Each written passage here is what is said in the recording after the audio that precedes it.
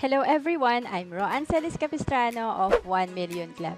Kung bago ka pa lang sa channel ko, make sure to subscribe and hit the notification bell para lagi kang updated. So ito rin, no, importante ring malaman natin tong assets, liabilities, net worth. Pakitype nga po, asset. So what is assets? Something that has monetary value. Yan yung simple definition ni Robert Kiyosaki, no? And what is liability? A claim on your asset. What is net worth?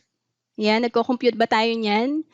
Assets minus liabilities. So, parang sa accounting din, no, may tinatawag kaming asset, mga property mo, mga ari-arian, no, liability, mga utang.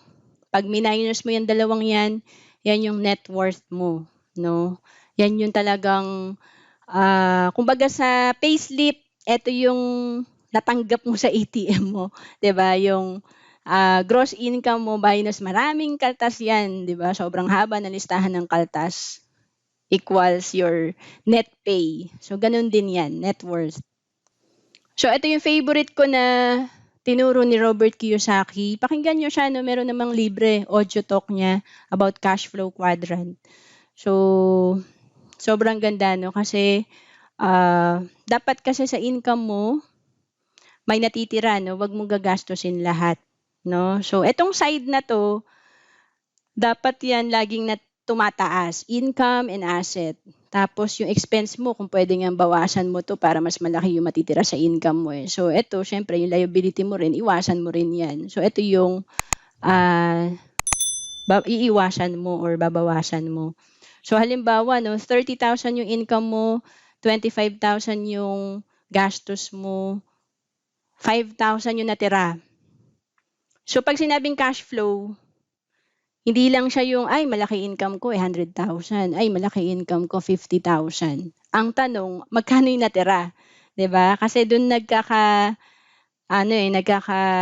pag inaudit ka, doon nagkakaalaman eh. 'Di ba? So, wala sa laki ng income yan, nasa disiplina. No? So, kung 5,000 natira, dapat make sure hindi mo yan gagastusin kasi kadalasan ay may 5,000 ako sa wallet ko, gastusin ko, no? So hindi, papatakbuhin mo yan, papaikutin mo sa asset, no?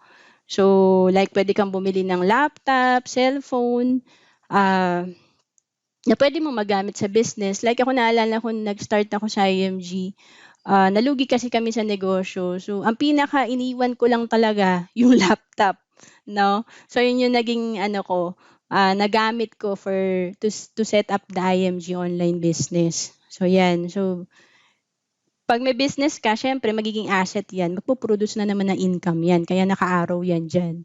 And then, of course, stocks, mutual fund, mga investment mo, kikita uli yan eh. Madadagdagan na naman yung income mo. So, ano mangyayari? Pag nadagdagan yung income mo, lalaki na naman yung papaikuti mo dito.